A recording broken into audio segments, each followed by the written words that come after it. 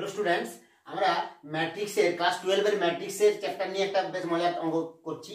এ ম্যাট্রিক্সটা বলেছে 2/m অর্ডারের, আর B ম্যাট্রিক্সটা হচ্ছে 3/n অর্ডারের। তাহলে তাদের গুণফল বা প্রোডাক্ট এবিটা কি হচ্ছে, সংজ্ঞাত মানে ডিফাইন হচ্ছে এবিটা, তার মানে এদের গুণফল নির্ণয় করা সম্ভব। এবং কি বলেছে, এবং সেটা কি অর্ডারের হচ্ছে গুণফলটা, না p/4 অর্ডারের হচ্ছে। এটা ইনটু মানে বলবো না, যে বাই বলতে হয়, পড়ার নিয়ম হচ্ছে বাই, মানে পিটা হচ্ছে নাম্বার অফ রোজ আর 4টা হচ্ছে নাম্বার কলামস।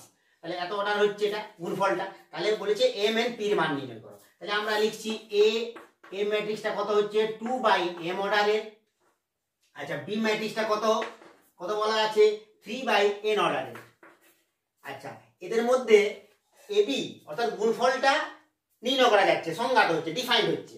তাহলে এবং সেটা কত অর্ডারের, p/4। তাহলে আমাদের কি জানি, যে যখনই গুণফলটা আমরা এদের গুণ, দুটো ম্যাট্রিক্সের গুণ তখনই সম্ভব হবে যদি এ ম্যাট্রিক্সের নাম্বার অফ কলামস স্তম্ভ সংখ্যা বি ম্যাট্রিক্সের রো বা সারি সংখ্যা সমান হবে। মানে এই দুটো কি হবে, সমান হবে।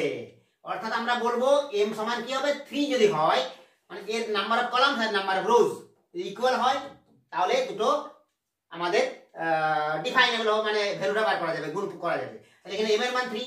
আবার বলে দিয়েছে যে এবির কত বলেছে, এখানে এবির বলে দিয়েছে p/4 অর্ডারে। তাহলে p/4 আমাদের কার সাথে সমান হবে, এই জায়গায় আবার রিপিট করছি, এ এবং বি, অর্থাৎ এখানে নাম্বার অফ রো কলামস আর এর বি ম্যাট্রিক্সের নাম্বার অফ রোজ সমান হবে, তাহলে এ বি সংজ্ঞাত হয়।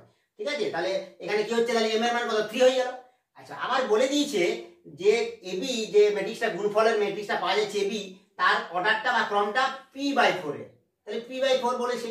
আর এখান থেকে আমরা নিয়ম অনুসারে কি করে বার করতে পারবো, না এই দুটো এবি গুণফল থেকে যে ম্যাট্রিক্সটা পাচ্ছি তার অর্ডারটা কত হবে, না 2/n হবে। অর্থাৎ এইটার এ ম্যাট্রিক্সের রো সংখ্যা আর বি ম্যাট্রিক্সের কলাম সংখ্যা, এই দুটো দিয়েই তৈরি হবে নূতন এবি ম্যাট্রিক্সের অর্ডার বা ক্রম, মানে 2/n কি হচ্ছে 2/n অর্ডারের তৈরি হচ্ছে আমাদের।